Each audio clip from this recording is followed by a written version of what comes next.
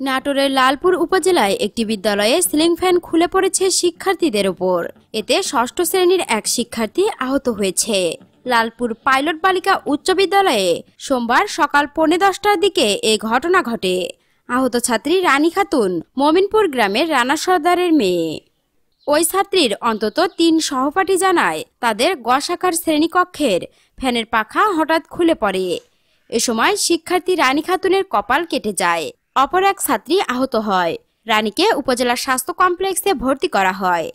লালপুর উপজেলা স্বাস্থ্য কমপ্লেক্সের চিকিৎসা কর্মকর্তা মমতাজুল হাসান বলেন, ফ্যানের পাখার আঘাতে রানীর কপালের ডান পাশে কেটে যাওয়ায় 3টি সেলাই দেওয়া হয়েছে।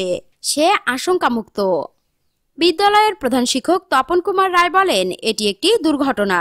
শ্রেণীকক্ষে অনেক দিনের ঝোলানো ফ্যান মরিচা পড়ে নষ্ট হওয়ায় একটি পাখা খুলে পড়েছে। এতে এক শিক্ষার্থী আহত হয়েছে। প্রাথমিক চিকিৎসা দেওয়ার পর সে সুস্থ আছে।